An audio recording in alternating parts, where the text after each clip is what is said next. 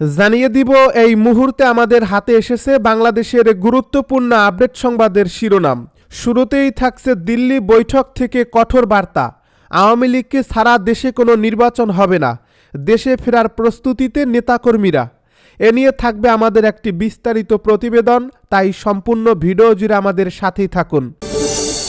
এবারে জানিয়ে দিব আইনশৃঙ্খলা পরিস্থিতি নিয়ে আমি সন্তুষ্ট নয় বলে মন্তব্য বিএনপি নেতা মির্জা ফখরুল। সব শেষে জানিয়ে দিব দুটি আসনে নির্বাচন স্থগিত ঘোষণা। এতক্ষণ শুনছিলেন হাতে থাকা আপডেট সংবাদের শিরোনাম, এবারে বিস্তারিত। তবে তার আগে অনুরোধ রইল ভিডিওটিতে একটি লাইক এবং কমেন্ট করে জানিয়ে দিন ভিডিও সম্পর্কে আপনার মূল্যবান মতামত। আরও জানিয়ে দিন ভিডিওটি কোথা থেকে দেখছেন বা কোন জেলা থেকে দেখছেন। দিল্লি বৈঠক থেকে কঠোর বার্তা। আওয়ামী লীগ ছাড়া নির্বাচন মানবে না দল, দেশে ফেরার প্রস্তুতিতে নেতাকর্মীরা। বাংলাদেশের রাজনৈতিক অঙ্গনে নতুন করে উত্তাপ ছড়িয়েছে আওয়ামী লীগের সাম্প্রতিক দিল্লি বৈঠককে কেন্দ্র করে, যেখানে সাবেক প্রধানমন্ত্রী ও দলীয় সভাপতি শেখ হাসিনা স্পষ্ট ভাষায় দলের শীর্ষ ও মধ্যম সারির নেতাদের উদ্দেশ্যে দিক নির্দেশনা দিয়েছেন এবং বর্তমান রাজনৈতিক পরিস্থিতিকে সামনে রেখে ভবিষ্যৎ কৌশলের একটি রূপরেখা তুলে ধরছেন বলে একাধিক নির্ভরযোগ্য সূত্রে জানা গেছে।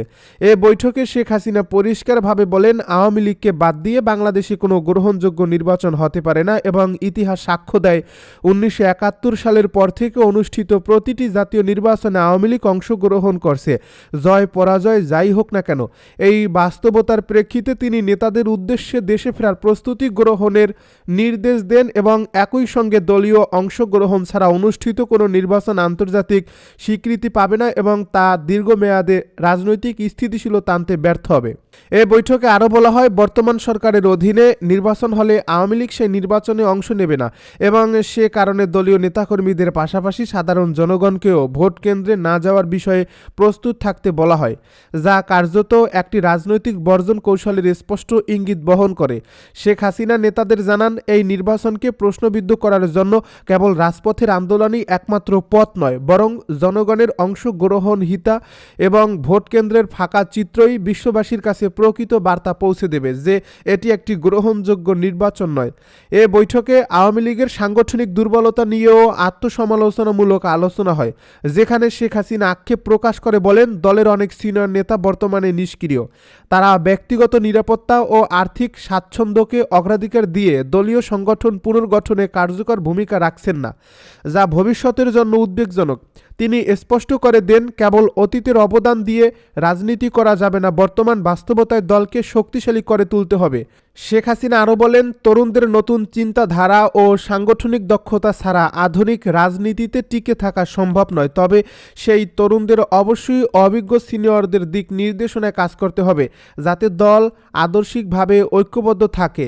এ বৈঠকে জামায়াত ইসলামী ও অন্যান্য রাজনৈতিক দলের সাংগঠনিক সক্ষমতা নিয়েও আলোচনা হয় এবং বলা হয়, সীমিত জনসমর্থন থাকা সত্ত্বেও কিছু দল যেভাবে ক্যাম্পাস ও বিভিন্ন সামাজিক স্তরে সংগঠিত হচ্ছে তা থেকে শিক্ষা নেওয়া জরুরি।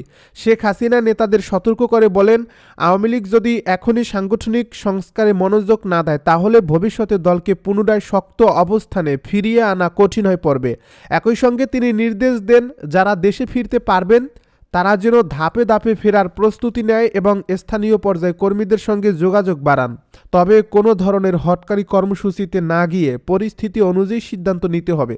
বৈঠকে আরও ইঙ্গিত দেওয়া হয় যে বর্তমান সরকারের অধীনে আইনশৃঙ্খলা পরিস্থিতি, প্রশাসনিক নিয়োগ ও রাজনৈতিক নিরপেক্ষতা নিয়ে আন্তর্জাতিক মহলে যে প্রশ্ন উঠছে সেটিকে কূটনৈতিকভাবে কাজে লাগাতে হবে এবং আওয়ামী লীগের অবস্থান আন্তর্জাতিক সম্প্রদায়ের কাছে সুস্পষ্টভাবে তুলে ধরতে হবে। শেখ হাসিনা বলেন, এই মুহূর্তে সবচেয়ে গুরুত্বপূর্ণ হল দলের ঐক্য, শৃঙ্খলা এবং একটি সুস্পষ্ট রাজনৈতিক রোডম্যাপ, যার মাধ্যমে আওয়ামী লীগ প্রমাণ করবে যে তারা কেবল ক্ষমতা রাজনীতি নয়, বরং একটি অংশগ্রহণমূলক ও গ্রহণযোগ্য গণতান্ত্রিক ব্যবস্থার পক্ষেই অবস্থান করছে। আইনশৃঙ্খলা পরিস্থিতি নিয়ে আমি সন্তুষ্ট না, বলছে বিএনপি নেতা মির্জা ফখরুল।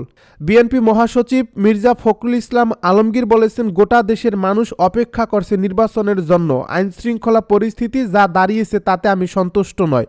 রাজনৈতিক নেতৃবৃন্দদের খুন করা হচ্ছে, সরকারের পক্ষ থেকে কোনো কার্যকরী পদক্ষেপ নেওয়া হয়নি। শুক্রবার সকালে ঠাকুরগাঁওয়ের নিজ বাসভবনে সাংবাদিকদের সঙ্গে মত বিনিময়কালে তিনি একথা বলেন।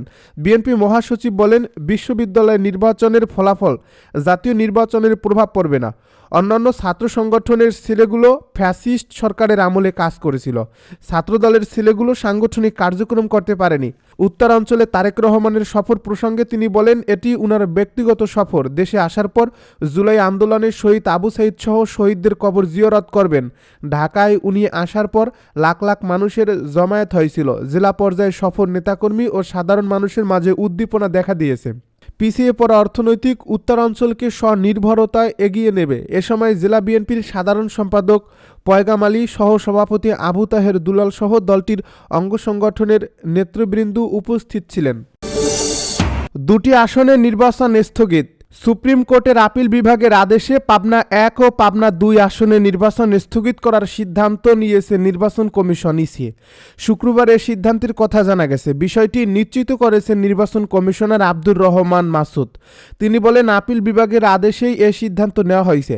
এর আগে গত 5 জানুয়ারি পাবনা 1 ও পাবনা 2 সংসদীয় আসনে আগের সীমানা পুনর্বহাল সংক্রান্ত নির্বাচন কমিশনের গত 24 ডিসেম্বর সংশোধিত বিজ্ঞপ্তির সংশ্লিষ্ট অংশ স্থগিত করেন আপিল বিভাগ। হাইকোর্টের রায়ের বিরুদ্ধে ইসি ও এক প্রার্থীর করা আবেদনের শুনানি শেষে প্রধান বিচারপতি জুবায়ের রহমান চৌধুরীর নেতৃত্বাধীন আপিল বিভাগ এ আদেশ দেন। প্রসঙ্গত, ত্রয়োদশ জাতীয় সংসদ নির্বাচন সামনে রেখে সংসদীয় আসন পুনর্বিন্যাস করে ইসি গত বছরের 4 সেপ্টেম্বর চূড়ান্ত গেজেট প্রকাশ করে। এতে সাঁথিয়া উপজেলার পুরো এলাকা নিয়ে পাবনা 1 আসন ও সুজানগর ও বেড়া উপজেলাকে নিয়ে পাবনা 2 আসন নির্ধারণ করা হয়। ইসির ওই গেজেটে পাবনার এই 2 আসন সংক্রান্ত অংশের বৈধতা চ্যালেঞ্জ করে বেড়া উপজেলার বাসিন্দা জহিরুল ইসলাম এবং সাঁথিয়া উপজেলার বাসিন্দা আবু সাঈদ হাইকোর্টে রিট আবেদন করেন। প্রাথমিক শুনানি শেষে গত বছরের 17 সেপ্টেম্বর হাইকোর্ট রুল জারি করেন। চূড়ান্ত শুনানি শেষে 18 ডিসেম্বর রুল যথাযথ ঘোষণা করে রায় দেওয়া হয়। রায়ে পাবনা 1 আসন থেকে বেড়া উপজেলার 4টি ইউনিয়ন ও পৌরসভা বাদ দিয়ে পাবনা 2 আসনের সঙ্গে যুক্ত করার বিষয়ে ইসির গেজেটের সংশ্লিষ্ট অংশকে আইনগত কর্তৃত্ব বহির্ভূত ঘোষণা করা হয়। একই সঙ্গে পাবনার সংসদীয় আসন দুটি আগের অবস্থায় পুনর্বহাল করে 24 ঘন্টার মধ্যে গেজেট প্রকাশের নির্দেশ দেওয়া হয়। এরপর গত 24 ডিসেম্বর ইসি পাবনার 2 আসন নিয়ে সংশোধিত বিজ্ঞপ্তি প্রকাশ করে।